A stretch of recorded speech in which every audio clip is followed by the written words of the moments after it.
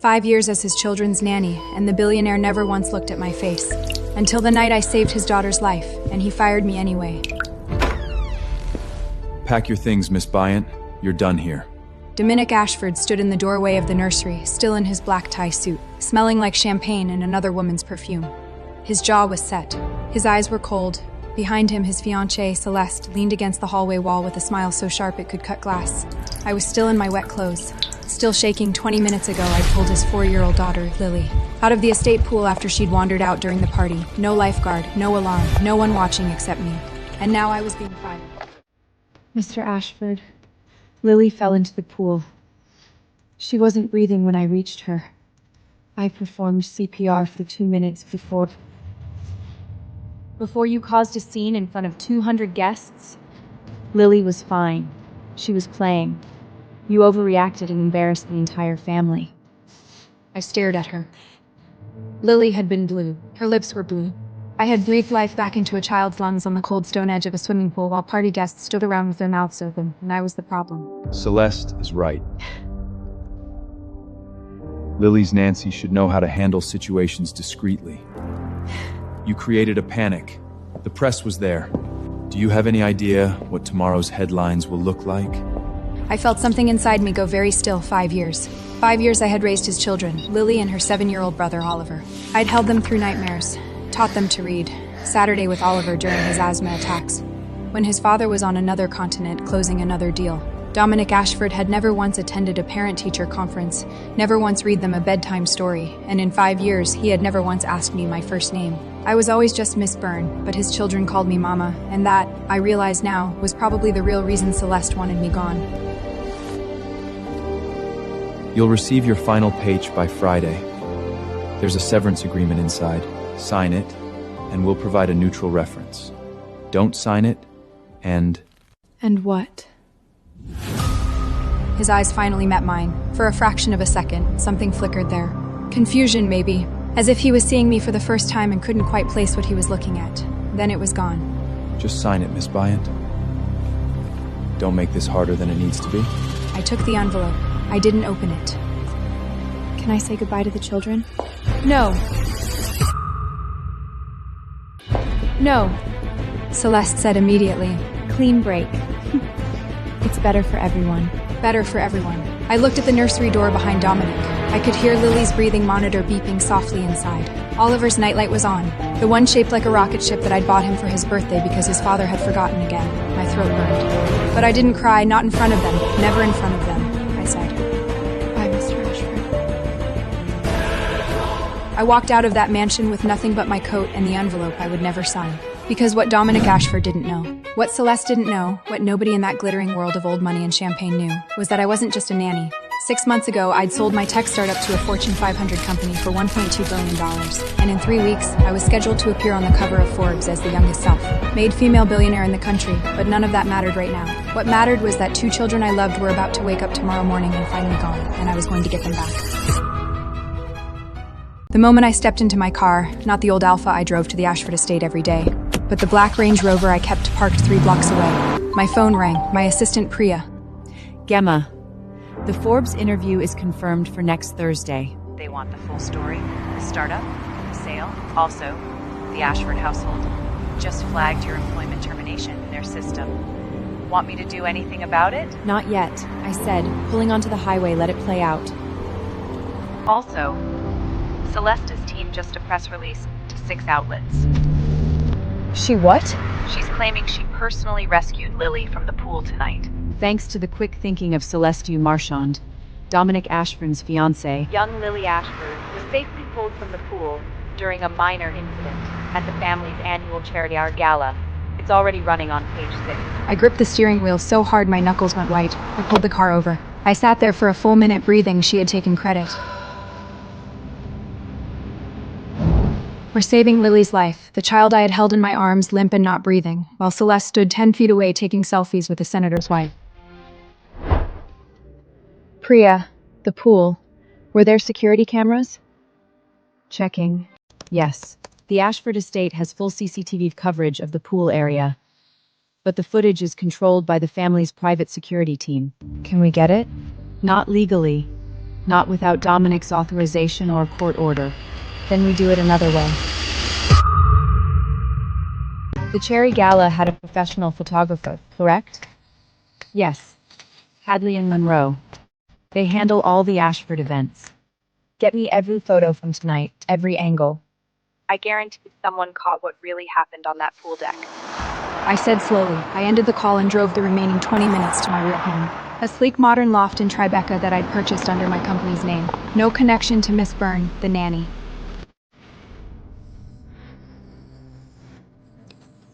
For 5 years, I'd lived a double life. By day, I was Gemma Byrne, quiet, invisible, the help. I wore plain clothes, kept my head down, and poured every ounce of love I had into 2 children who had none. By night, I was Gemma Byrne, founder of Ether Technologies, the AI-driven logistics platform that had revolutionized supply chain management across 3 continents. I built it from my laptop in the nanny's quarters, coding until 3 a.m. after the children were asleep. Why did I stay so long, Oliver and Lily? That was the only answer. The only one that mattered. Their mother, Dominic's first wife, had died when Lily was an infant. I was hired 2 weeks later, and from the very first night when Oliver crawled into my lap and whispered, "Are you going to leave too?" I knew I couldn't walk away. So I stayed even after Ether took off, even after the acquisition offer came in, even after I became, on paper, richer than the man who employed me. I stayed because those children needed someone who showed up every single day, without fail. And now Celeste had made sure I couldn't. As I settled into my loft, I opened my laptop and pulled up the Ashford family's public records. Celeste Marchand, age 31, former model turned lifestyle entrepreneur. Engaged to Dominic Ashford 6 months ago after a whirlwind courtship. What the public didn't know, but I did because I lived in that house, was that Celeste had zero interest in the children. She wanted the Ashford name, the Ashford money, and the Ashford social calendar.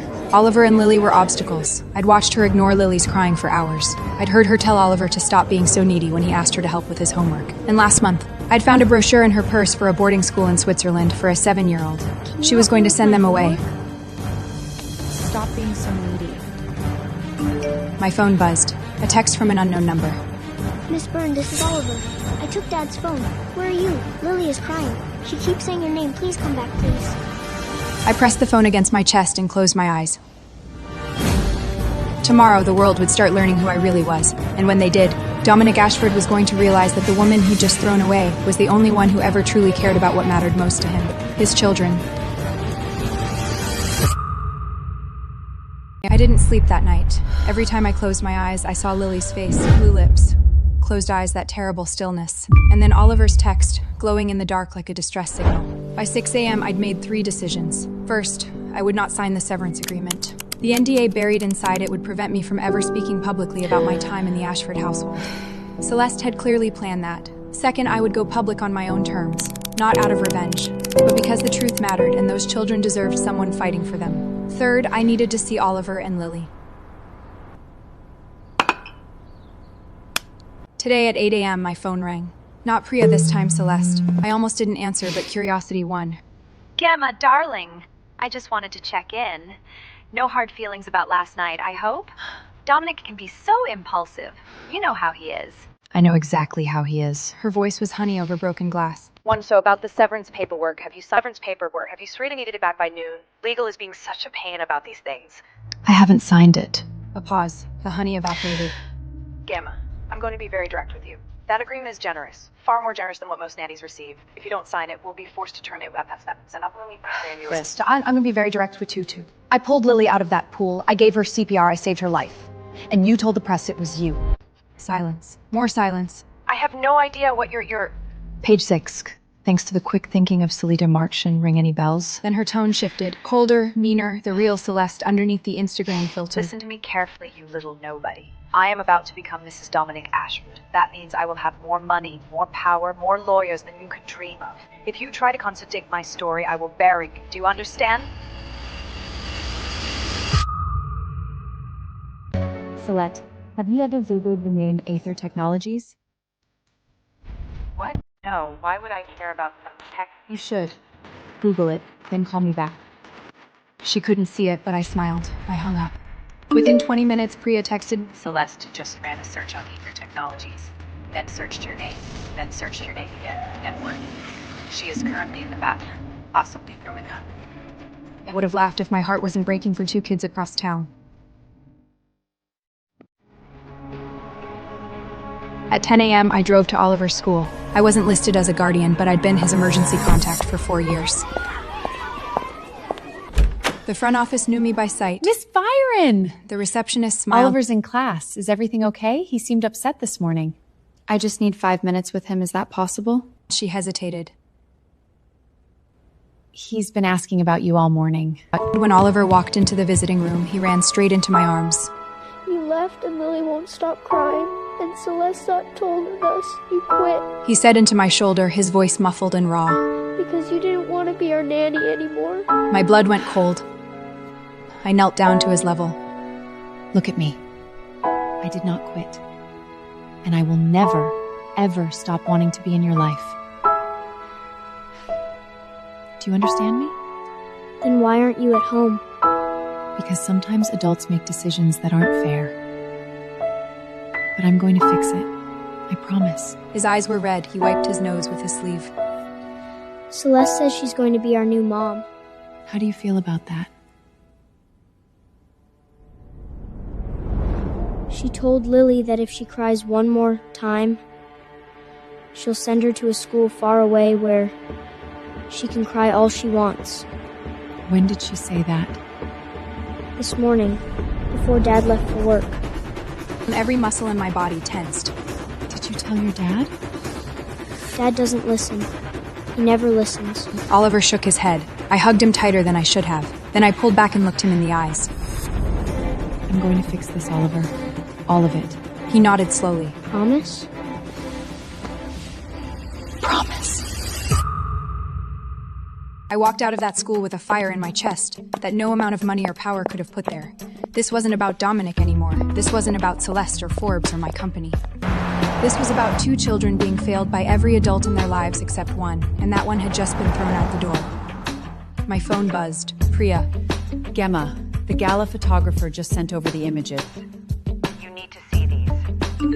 Every single one shows you performing CPR on Lily. Celeste is visible in the background of 3 of them. I opened the attachment. There she was, Celeste Marchand. In the background of the most damning photo, standing 15 feet from a drowning child, champagne in hand, laughing at something on her phone. I saved every image. Then I forwarded them to my lawyer with one message. Prepare everything. We go public Monday. But Monday was 5 days away, and I had no idea that by tomorrow morning Dominic Ashford would be standing at my door, because his daughter had just been rushed to the hospital. The call came at 2 a.m., an unknown number. I almost ignored it. Then something instinct, dread, the part of me that had spent 5 years listening for every cough and cry in that house, made me answer. The voice was shaking. Miss Bryant, it's Lily. She had a seizure. We're at the seizure. Doctors are saying it might be related to the pool. Secondary drowning, oxygen deprivation. I don't know what to do. His voice cracked. I was already pulling on my shoes. Calling for you. She won't stop saying your name. I made it to Mount Sinai in 11 minutes. When I walked into the pediatric ICU, I found Dominic standing outside a glass-walled room, still in his suit pants and a wrinkled dress shirt, looking like a man watching his world collapse in slow motion.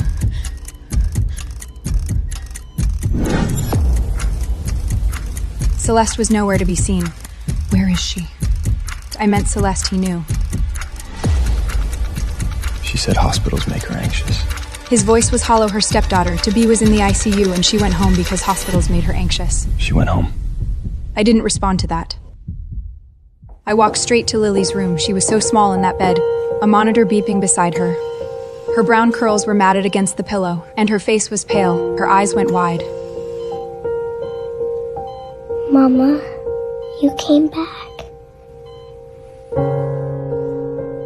I sat on the edge of her bed and took her tiny hand. She closed her eyes, and within minutes... I'll always come back, baby. She was asleep, peacefully. The monitor steadied. At some point, Dominic appeared in the doorway. The doctor said she'll recover fully. but the seizure was caused by residual fluid in her lungs from the pool incident. If she hadn't received immediate CPR that night... He didn't finish. Miss Byron, I made a mistake. And his voice sounded different now. Which one?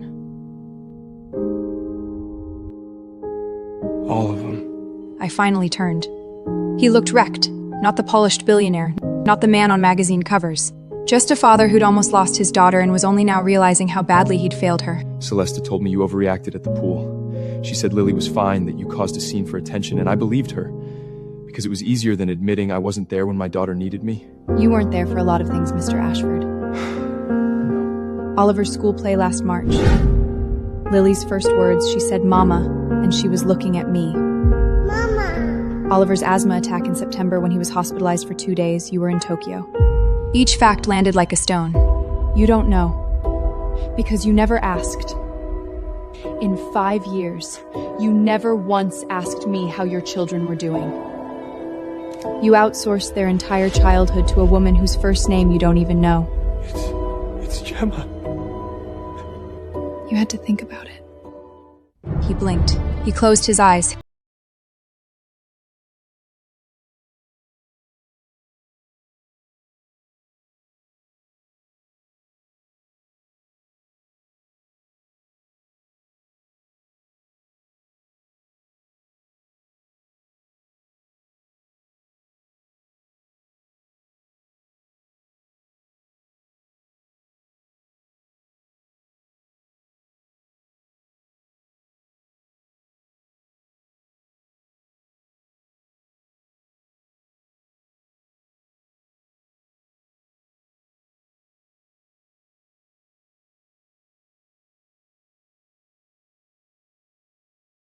Like a man. I walked past him toward the door. My name is Gemma Byron, and in 4 days, you're going to find out that I'm not who you think I am.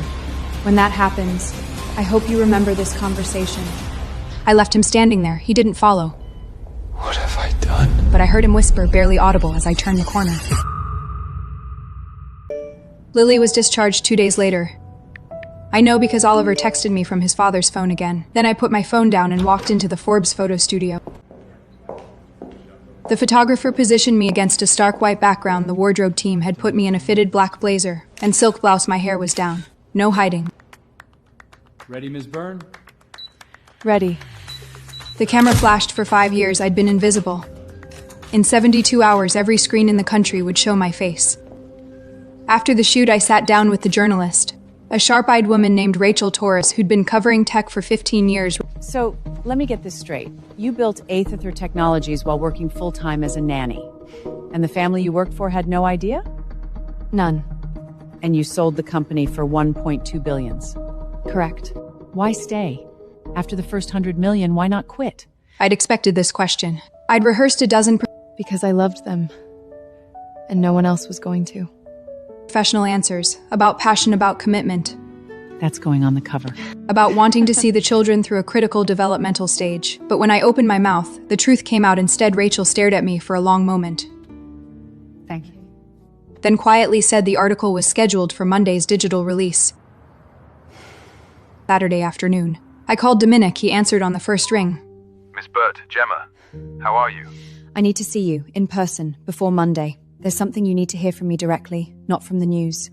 Tonight, 7 o'clock. There's a restaurant called Loon on West 12th. I'll be there. At 7 p.m., I was seated in the private room when Dominic walked in. He looked different. Tired, yes. He sat across from me and studied my face with an expression I'd never seen from him before. Curiosity. You look different. I look the same. You're just actually looking. What did you need to tell me? I slid a folder across the table. Inside was a printed summary of the Forbes article, the cover photo, and a one-page brief on Aether Technologies. He opened it. Read the first paragraph, stopped. Then he looked up at me with an expression caught. This is you? Yes. Your Aether Technologies is yours? The 1.2 billion acquisition? Yes. He set the folder down slowly, as if it might detonate. He leaned back in his chair and pressed both hands over his face. When he finally lowered them, his eyes were red. Why? I already told you why. At the hospital, your children needed someone. But you could have hired the best nannies in the world. You could have set up a trust, funded their education, done it from a distance. From a distance, that's your solution? writing checks instead of showing up, and look where it got them. He flinched. For 5 years. Yes. Oliver has nightmares 3 times a week. Lily still can't sleep without someone holding her hand. Your son has memorized your flight schedule because it's the only way he can predict when he'll see his father. These are not problems money solves. The article goes live Monday. When it does, people will connect the dots. The nanny, the billionaire, the Ashford family. I don't care about the media. You should, because Celeste will. And she's gonna spin this in whatever direction protects her image. His jaw tightened. Celeste and I are done. Since when? Since I sat in my daughter's hospital room for 48 hours and my fiancé didn't visit once. Since I found the boarding school monsieur in her desk. Since Oliver told me. Since my 7-year-old son told me he was glad Lily almost drowned because it meant I finally came home. I blinked, the words hung in the air like smoke. I'm calling off the engagement tomorrow, and I'm restructuring my entire schedule. No more 16-hour days. Words are easy, Dominic. I know. That's why I'm asking you, not as my employee, not as my children's nanny, to give me a chance to prove it. That's not up to me. That's up to Oliver and Lily. Then will you at least stay in their lives, in whatever capacity you're willing? He nodded before I could answer. My phone buzzed. My blood turned to ice. I read the message twice, then set my phone face down on the table. What is it? Celeste just planted a story calling me a deranged stalker who was fired for negligence. It goes live in less than an hour. She wouldn't. She already did. The color drained from his face. He grabbed his phone and dialed. I could hear it ring 4 times before Celeste's voice came through, breezy and unbothered. Hey, babe. I was just about to... Dominic's voice was quiet. What did you do? The Daily Mail, Celeste. The story about Gemma. She was the hospital because I called her, because our daughter was seizing and screaming her name. You were at home because hospitals make you anxious. Dominic, you're being emotional. Kill the story. Now. Kill it, or I will call my publicist, release a full statement about what actually happened at the pool, including the photos, and announce the end of our engagement on a platform simultaneously. Your choice. You're choosing a nanny over from me? For the first time in years, I'm choosing my children. Then he hung up. I sat there, watching a man I'd spent 5 years quietly resenting. She won't kill it. I know.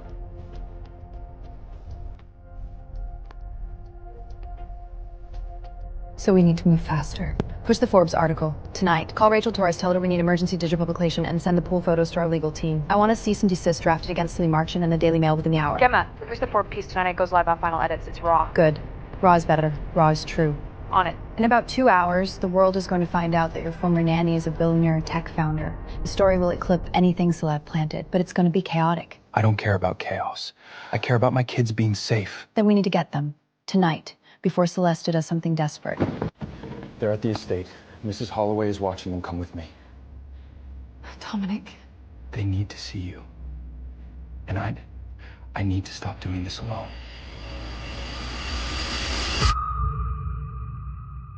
We pulled up to the Ashford estate. The lights were on in the children's wing.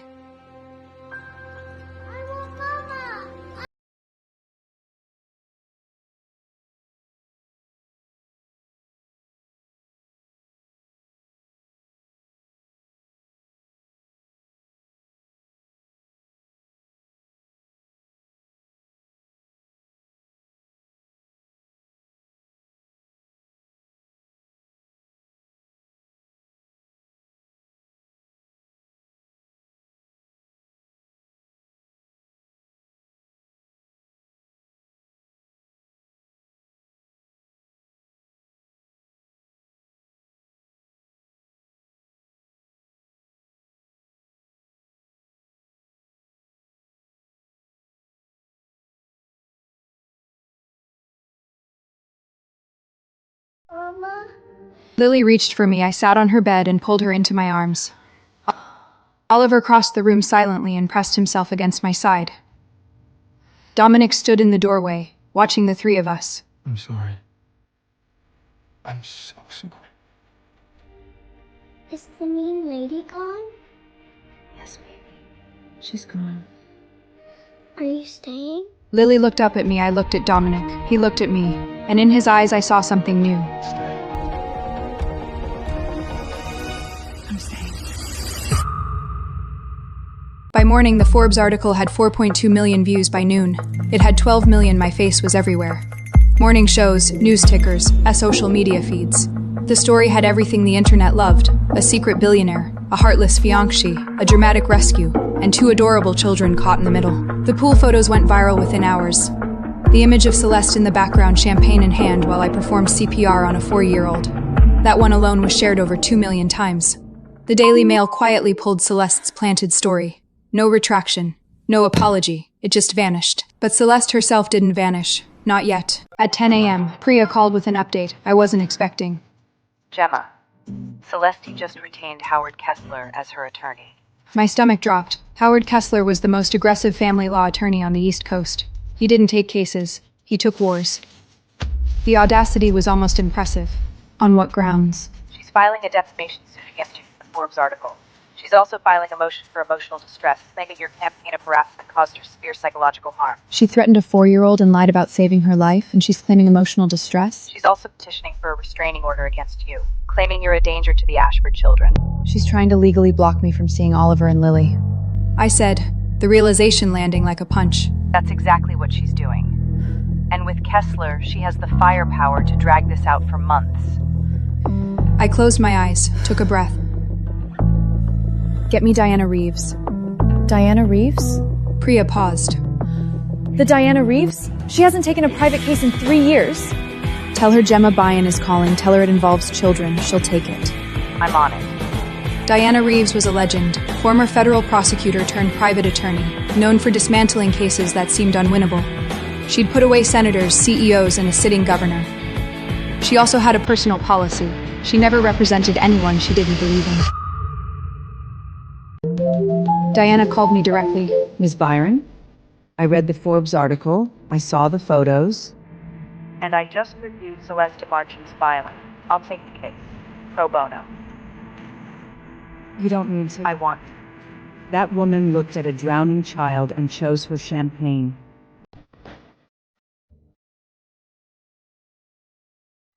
By afternoon, Diana had filed a counter, motion to dismiss the restraining order, and a separate petition requesting a welfare investigation into Celeste's treatment of the Ashford children. But the real bombshell came at 4 p.m. Dominic called me, Gemma. his voice tight. I just got served. She's suing me for breach of their pre-lawful agreement. She's claiming emotional damages of $50 million. And she's threatening to go to the press with private details about the Ashford household unless I settle. $50 million? Blackmailing you. Essentially, yes. Dominic, what private details does she have? He was quiet for too long. Dominic! After my first wife died, I had a breakdown. I checked into a facility for 3 months. Depression. The board doesn't know, my investors don't know. If it comes out, It changes nothing about who you are. It changes everything about how the market sees me. Ashford Industries stock would tank. The board could vote to remove me. I understood now. Celeste wasn't just vindictive, she was strategic. She'd spent 6 months in that house collecting ammunition. And now she was deploying it.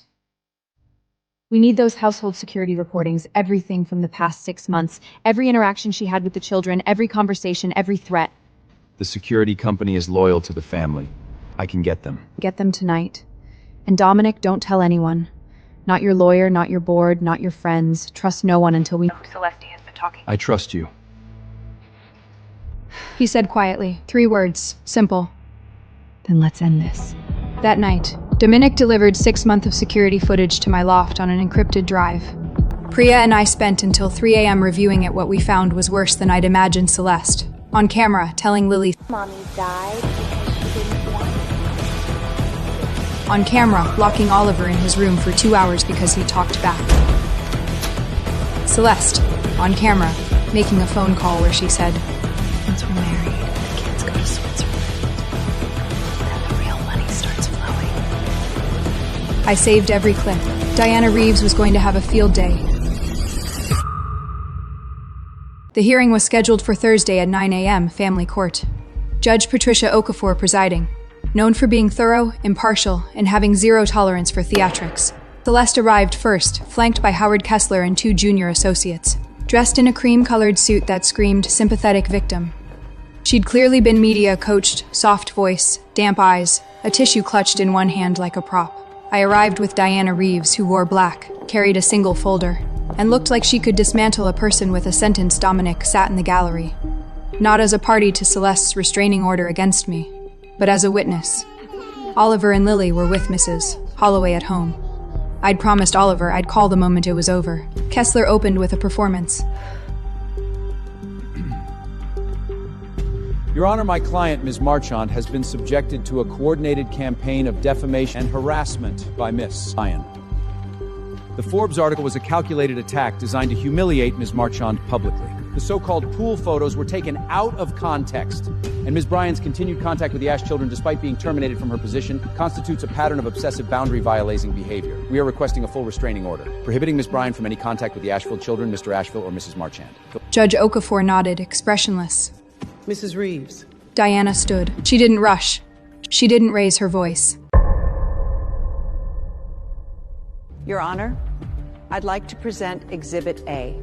This is the medical report from Mount Sinai Hospital, documenting Lily Ashfield's admission for secondary drowning complications. The attending physician confirms that without immediate CPR at the scene, the child would likely have suffered permanent brain damage or death.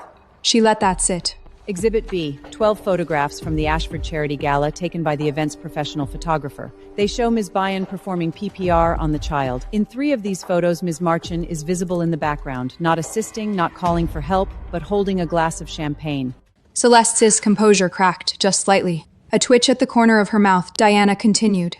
Exhibit C is a press release distributed by Ms. Marchand's publicist the following morning, claiming that Ms. Marchand personally rescued the child. This is not a matter of interpretation, Your Honor. It is a documented lie about a life-threatening emergency involving a minor. Kessler stood. Objection! The characterization of— Sit down, Mr. Kessler.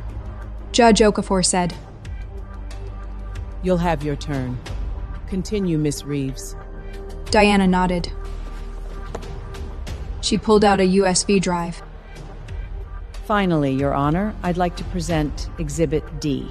This drive contains 6 months of security footage from the Ashford estate. On it, the court will find multiple instances of Marchand engaging in verbal abuse toward both Ashford children. I've prepared a summary of the most relevant clips. She pressed play on the courtroom's AV system. The first clip, Celeste telling 4-year-old Lily, Your real mommy died because she didn't want you. The courtroom went silent. The second clip, Celeste locking 7-year-old Oliver in his bedroom. His muffled crying audible through the door. A woman in the gallery covered her mouth. The third clip, Celeste on the phone. Once we're married, the kids go to Switzerland. Then the real money starts flowing. Judge Okafor's face had turned to stone. Diana turned off the screen. The restraining order Ms. Marchand is requesting is not about protection. It is about silencing the one person who exposed her. She sat down. The courtroom was so quiet I could hear the clock on the wall. Judge Okafor looked at Kessler. Mr. Kessler, does your client wish to respond to the footage? Kessler leaned toward Celeste, whispered something. Celeste shook her head frantically, whispering back. Kessler said carefully, Your Honor, we would like to request a recess. Denied.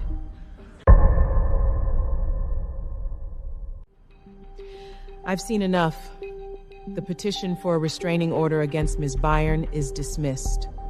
Furthermore, I am ordering an immediate child welfare investigation into Ms. Marchand's conduct in the Ashford household. And Mr. Kessler, advise your client that if any of the behavior shown in that footage meets the threshold for criminal charges, this court will refer the matter to the district attorney. This is insane! I'm the victim here! She's the one who— Miss Stella Marchand, sit down. Celeste sat. I didn't gloat. I didn't smile. I looked straight ahead and felt something I hadn't felt in a very long time. Justice. Outside the courthouse, Dominic was waiting on the steps. He asked, It's done? It's done. Restraining order dismissed. Welfare investigation opened against Celeste. He exhaled like he'd been holding his breath for a week. Gemma, Don't thank me yet. Celeste still has Kessler. She still has the $50 million lawsuit against you, and she still has whatever leverage she thinks your mental health history gives her. His face darkened. I said, But I have an idea about that too. What kind of idea? I looked at him. The kind that requires you to be braver than you've ever been. I want you to go public about your breakdown. Dominic stared at me like I'd suggested he jump off the courthouse roof. You want me to voluntarily tell the world that I was 3 months in a psychiatric facility? Yes. Gemma, that would destroy me. The board would do what? Fire the founder and majority shareholder of a company that's grown 340% under his leadership? They'd be insane. Investors care about returns. Your company has outperformed the MP for 6 consecutive years. One honest interview about mental health isn't going to change that. You don't understand how these people think. I understand exactly how they think. I built a billion-dollar company while the world thought I was a nanny. I know how perception works. And I'm telling you, the only reason Celeste's threat has power is because you're afraid of it. Take the fear away, and she has nothing. We were sitting in my loft, the city sprawling below us, 2 cups of coffee growing cold on the table between us. When Sarah died, I couldn't function. He said slowly. I couldn't get out of bed. I couldn't look at Oliver without seeing her face. She needed a father, and all she got was a ghost. His voice was steady, but his hands weren't. I checked myself in because I was afraid of what would happen if I didn't. And when I came out, I buried it. I hired the best nanny I could find, threw myself into work, and pretended I was fine. He looked at me. You were the best nanny I could find. And you stayed for 5 years while I hid from my own life. You're not hiding anymore. I said gently. That's what matters. If I do this, if I go public, I need to do it right. Not as damage control, as the truth. Then do an interview. A real one. Rachel Torres at Forbes already knows the broader story. She's fair, she's thorough, and she won't sensationalize it. He thought about it, then nodded once. Okay. Set it up. The interview ran 3 days later. Dominic sat across from Rachel in his office. No PR handler, no prepared statements. And told the truth about Sarah's death. About the breakdown. About the facility. About coming home and being so terrified of his own grief that he became a stranger to his children. About the nanny who held his family together while he fell apart. The headline, Ashford CEO opens up about mental health, loss. And the woman who saved his family, the response was overwhelming. Within 24 hours, the article had been shared by mental health organizations, parenting advocates, and 3 former presidents. The stock didn't drop. It rose 2%. The board issued a statement of support. Investors sent private messages of solidarity. And Celeste's leverage evaporated overnight. Her attorney, Kessler, called Diana Reeves the morning after the article published. My client is willing to drop the defamation suit and the $50 million claim in exchange for a mutual NDA and a private settlement. Diana relayed the offer to me. How much is she asking for? I asked. $5 million, down from 50. Counter with 0. She drops everything. No NDA, no settlement, and she agrees to a permanent no-contact order with the Ashford children. Diana smiled. I was hoping you'd say that. Kessler called back in 40 minutes. Celeste accepted every term. It was over. That evening, I drove to the Ashford estate. Not as a nanny. Not as a secret billionaire. Just as Gemma. Oliver opened the door before I could knock. You're here! Dad said you might come for dinner. He's cooking, it's terrible. Please help! He threw his arms around my waist. I laughed. A real, full laugh, and walked inside. The house felt different. Children's drawings were taped to the refrigerator. New ones, bright and messy, made with someone sitting beside them. Dominic was in the kitchen, sleeves rolled up, staring at a pot of pasta, like it had personally offended him. It's supposed to be al dente? He said without looking up. What does al dente even mean? I said, It means you're overcooking it. He looked at me, and there it was again, that expression I'd first seen in the hospital. Not gratitude, not guilt. Something deeper, something still forming, like a word on the tip of his tongue that he wasn't ready to say. Thank you. For everything. He said quietly. You already thanked me. Not enough. Not nearly enough. Lily came running in, clutching her gray elephant. Mama, look! Daddy let me put stickers on his computer. Dominic winced. She put 47 stickers on my laptop. 47. I picked Lily up and kissed her forehead. For the first time in 5 years, this house felt like a home. But I should have known it was too peaceful to last. Because later that night, after the children were asleep, my phone rang. A blocked number. I answered. The voice was unfamiliar. Male, professional, cold. Hello? Ms. Bryan, my name is Garrett Cole. I'm a private investigator retained by the Marchand family, Celesta's father. Celesta may have backed down, but her father hasn't. And he has information about your company, about Ather Technologies, that you really don't want made public. What kind of information? The kind that proves your 1.2 billion sale wasn't entirely... The line went dead.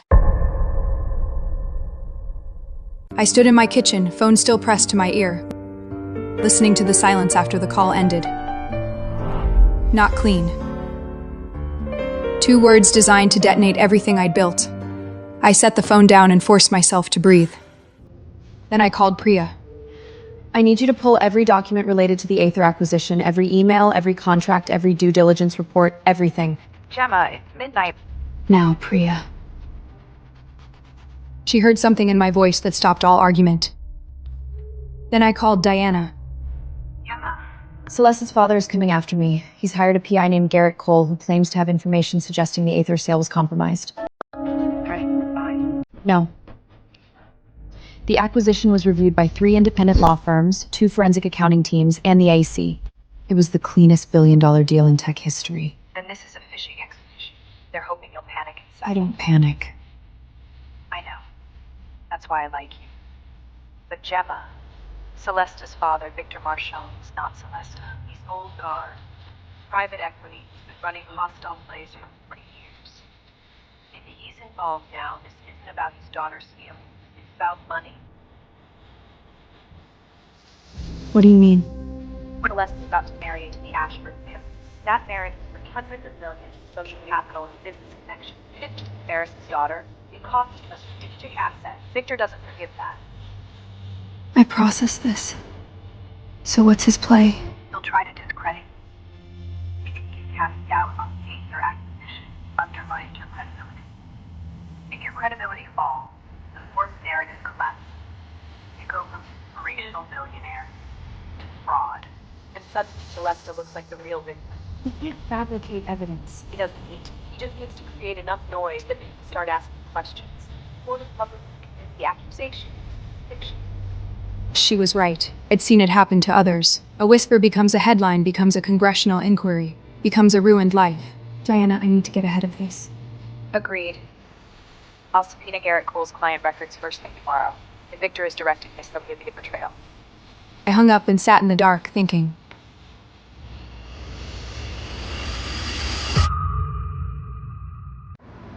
At 7 a.m., I was at Ather Technologies' former headquarters. Now the offices of Nexus Corp, the company that had acquired us. I'd maintained a consulting relationship and still had access to the archives. I spent 4 hours reviewing every document from the acquisition, every line item, every signature, every disclosure. It was clean, exactly as I remembered. But then Priya found something. Gemma, look at this. The subject line, readjusted projections, confidential. I never saw this. It wasn't in your inbox. It was in Marcus's deleted files. Our forensic team recovered it during the standard post-acquisition audit, but it was flagged as immaterial and archived. My blood went cold. Marcus had shared internal revenue projections with someone outside the company. Projections that were 15% higher than the actual numbers. Inflated figures that would have made Ather look more valuable than it was during the acquisition negotiations. If those inflated numbers influenced the acquisition price, it could construe to securities fraud. I didn't know about this. I know, but Victor Marchand doesn't care about what we knew. He cares about what he can make it look like. Priya said carefully. Marcus Webb, my former CFO, the man I'd trusted with every financial decision for 3 years. I asked. Where is Marcus now? He left Ather 6 months after the acquisition. He's currently employed by Marchand Capital Partners. The pieces snapped together like a trap closing. Victor hadn't found the evidence. He'd planted the man who created it. Get me everything on Marcus Webb's hiring timeline at Marchand Capital, when he was recruited, who contacted him, what his compensations looked like. Already pulling it.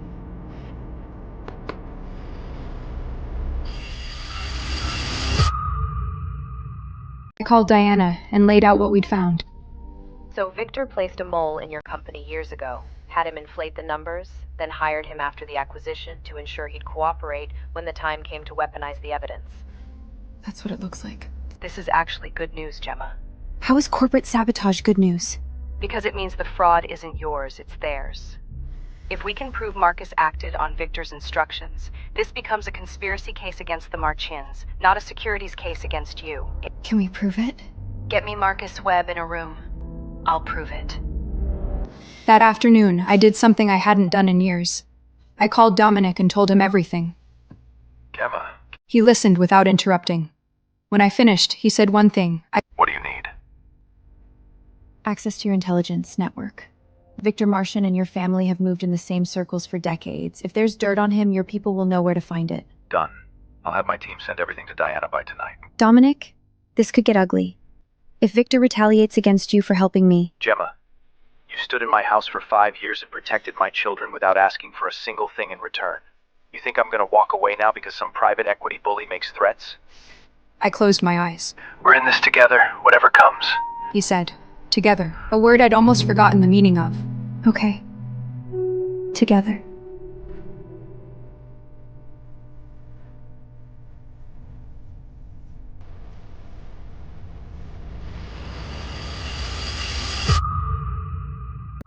Diana got Marcus Webb into a room within 48 hours. Not a courtroom, not a law office. A conference room at the Nexus Corp headquarters, with 2 forensic accountants, a court reporter, and a very nervous former CFO who clearly hadn't expected this to happen so fast. Marcus was 43, thinning hair, expensive watch.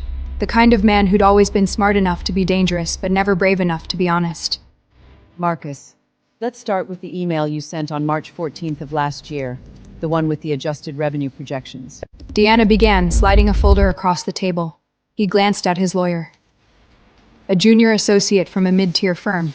Clearly not Victor Marchin's a team. Victor had given Marcus a weapon. I don't recall the specific email. But not the armor to go with it. Diana opened the folder. Let me refresh your memory. You sent internal Aether revenue projections to an external party. Those projections were inflated by 15%. The recipient's email address was routed through a privacy server, but our forensic traced it to a domain registered to Marchand Capital Partners. Marcus's lawyer leaned in and whispered something. Marcus shook his head. I'd like to invoke my Fifth Amendment. You can. But before you do, I want you to understand what's on the table. She leaned forward. If you cooperate fully and testifies that Victor Marchand directed you to inflate those numbers, the SEC has indicated they'll treat you as a cooperating witness. Reduced penalties, possible immunity.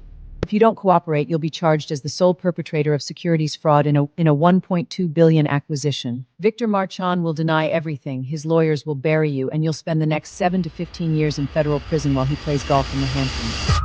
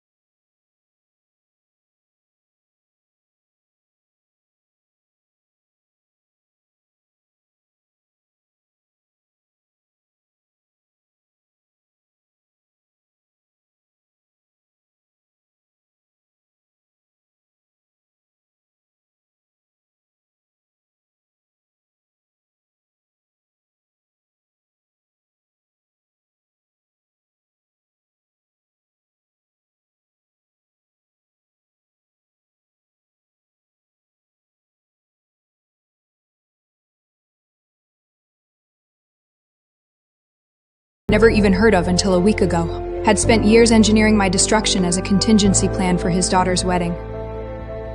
Diana, file everything. I said. By the end of the week, the SEC had opened a formal investigation into Victor Marchand and Marchand Capital Partners. Marcus Webb's testimony, combined with the email evidence and financial records, painted a clear picture of corporate sabotage and securities manipulation. Victor's assets were frozen pending investigation. Celeste's permanent no-contact order suddenly felt very permanent indeed, and the Forbes narrative didn't collapse. It grew.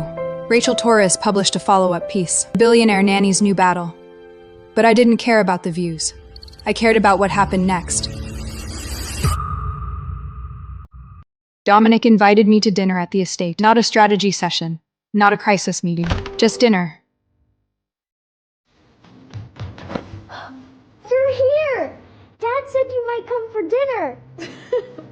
I laughed. He's cooking. It's terrible. Please help. Oliver had made place cards, handwritten, with crayon drawings of each person. Mine had a crown on it. Lily had picked flowers from the garden and put them in a juice cup in the center of the table. Dominic had cooked again.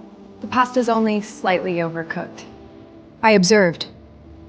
I watched a YouTube tutorial twice. Oliver looked between us with the knowing expression of a child who understood. Dad, are you gonna ask Gemma to stay forever? Or are you just gonna keep making bad pasta until she feels sorry for you? Dominic choked on his water. Stay forever! Lily clapped. I looked at Dominic, who was red-faced and coughing. Oliver, we've talked about this. Boundaries. You said boundaries are for business meetings. This is dinner. He's got you there. Dominic looked at me, really looked. And beneath the embarrassment I saw it. The same thing I'd been trying not to name for weeks. Not gratitude, not obligation. Something much more dangerous after dinner. While the kids watched a movie, Dominic and I stood on the terrace.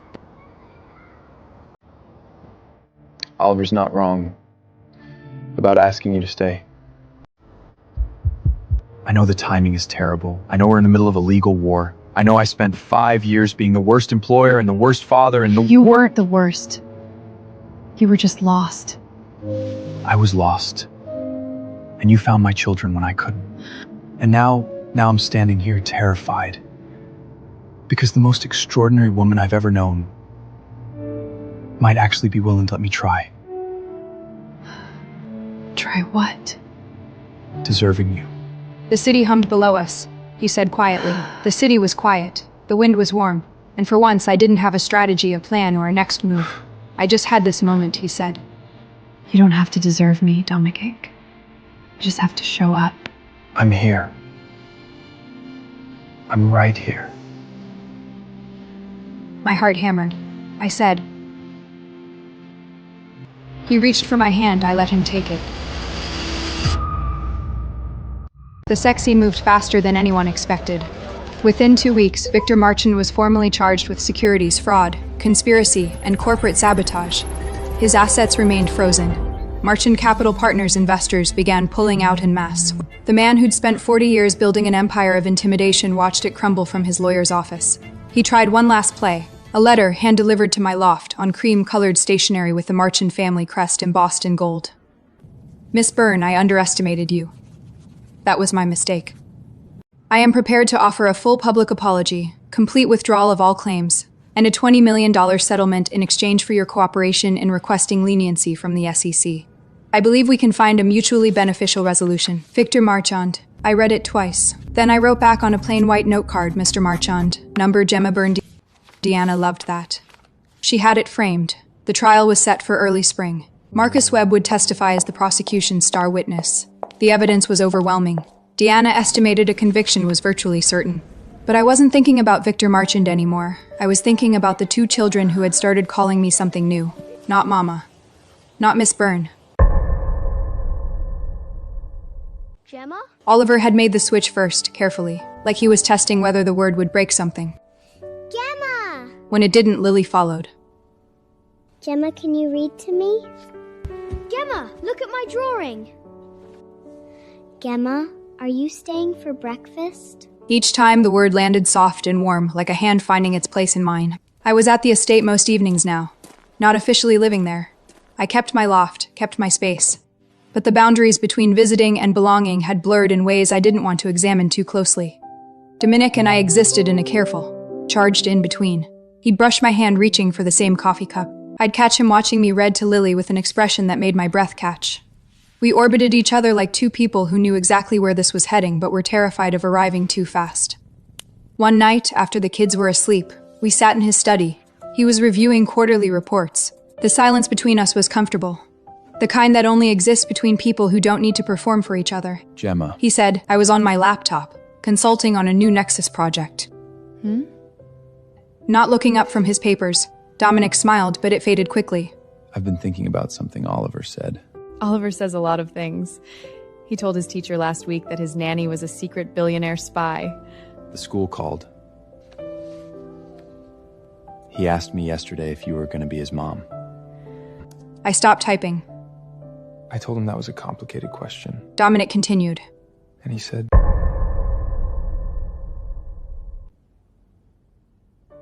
And it's not complicated, Dad. She already is. The room was very quiet. I said softly. Kids see things clearly before adults teach them to complicate everything.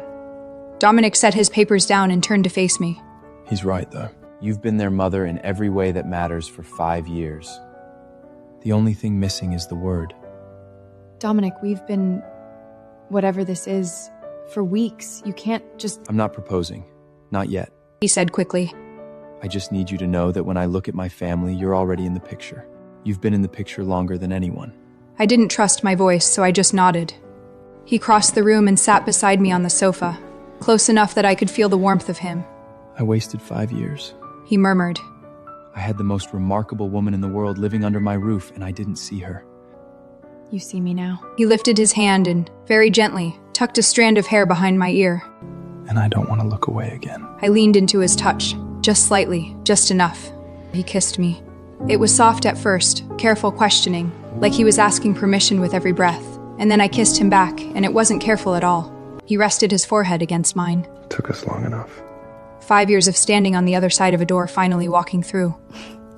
I laughed. Took you long enough. I've been here the whole time. He laughed too, a real one, deep and warm, and pulled me closer. My phone buzzed on the coffee table. I almost ignored it. But the notification on the screen made me pull away. A news alert from Bloomberg. Breaking, Victor Marchand found dead in his home. Authorities investigating. I stared at the screen.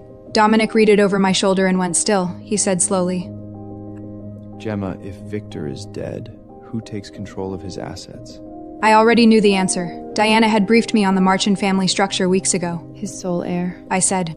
Celeste. Victor Marchand's death was ruled a heart attack within 24 hours. Natural causes.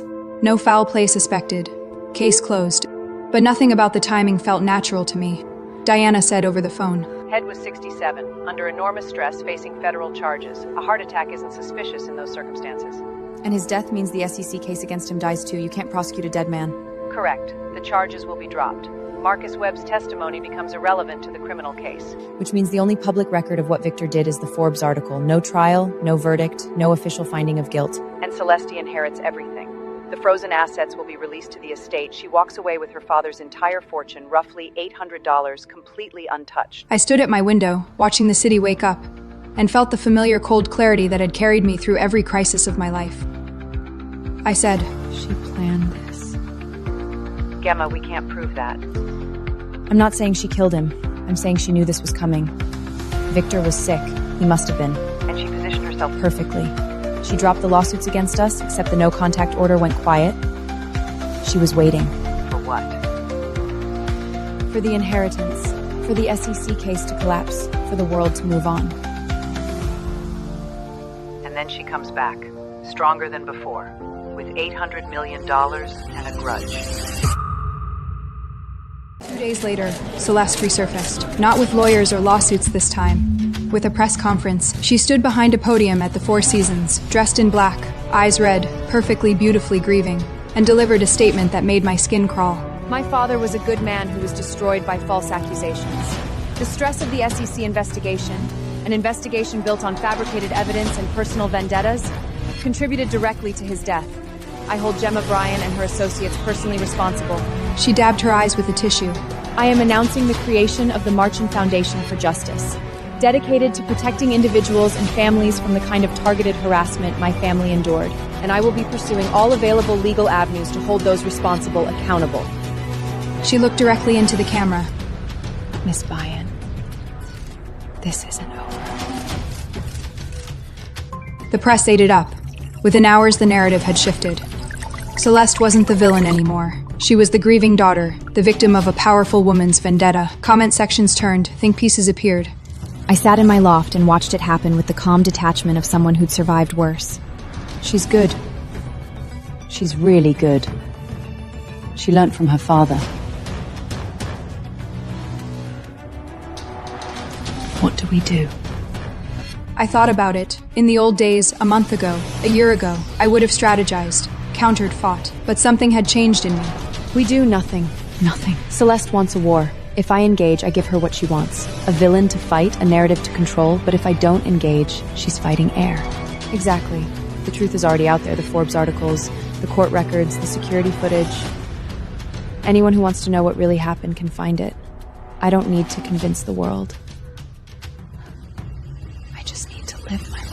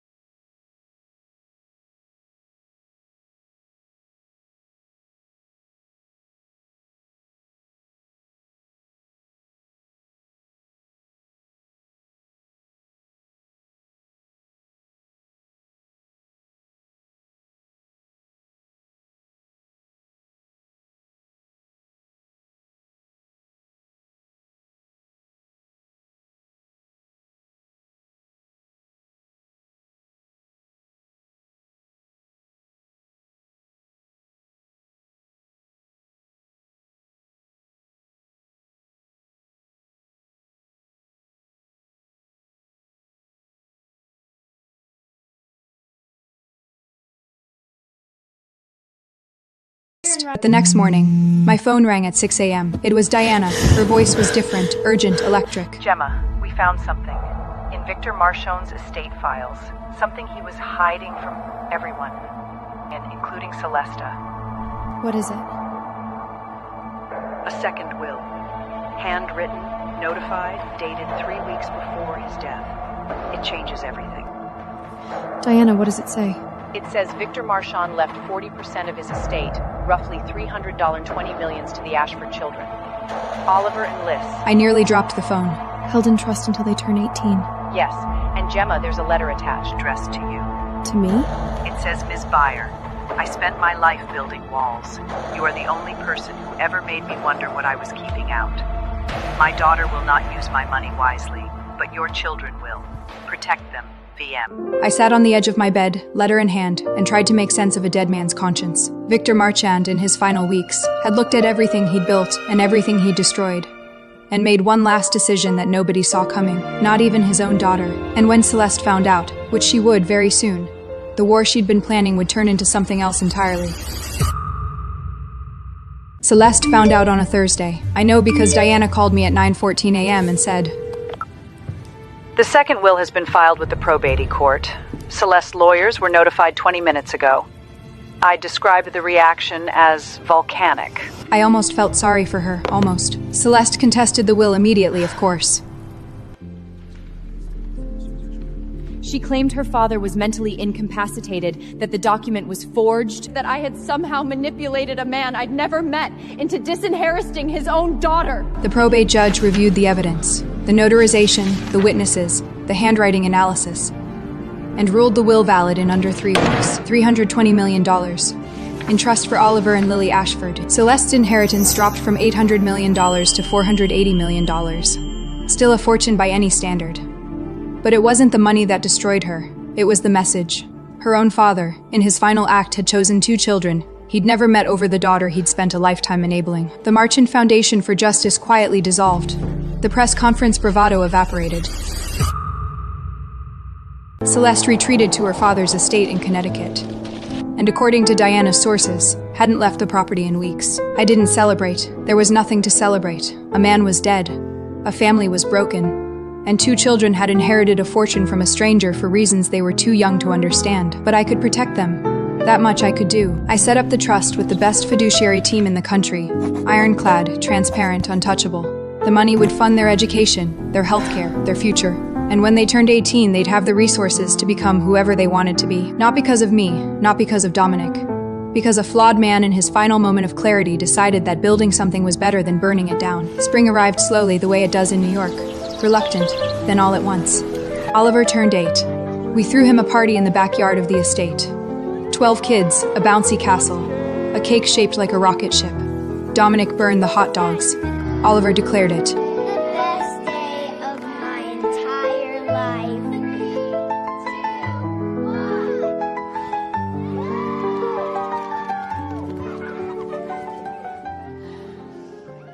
Lily started kindergarten. She marched through the doors on the first day with her gray elephant in one hand and my hand in the other. When I tried to leave, she looked up at me and said, It's okay, Gemma. I'll be brave. You taught me how. I made it to the car before I cried. The Forbes article continued to ripple outward. I received over 3,000 messages from women, mothers, nannies, caregivers, entrepreneurs, who said my story made them feel seen. I read every single one. I started a foundation of my own, not for justice or revenge or legacy, for invisible women, the ones who build worlds in silence while the world looks past them. Scholarships, mentorship programs, startup grants. I called it the Sarah Ashford Foundation, after the woman whose death had brought me into this family's life. Dominic cried when I told him. The only time I'd ever seen him cry that wasn't about almost losing his daughter. As for Dominic and me, we took it slow. Slower than either of us wanted, faster than either of us expected. He showed up every day, not perfectly. He still burned pasta, still forgot school pickup times, still worked too late sometimes. But he showed up. He sat on the floor and built Legos. He read bedtime stories in terrible character voices. He learned Lily's favorite songs and sang them off. Key in the car. He became the father his children deserved. Not overnight, not without stumbling, but with the steady, stubborn commitment of a man who'd finally understood what mattered. One evening in late May, we were on the terrace. The kids were asleep, the city glowed amber below us. He said, Gemma. He pulled a small box from his jacket pocket. Not a ring box, too flat, too wide. I opened it. Inside was a key.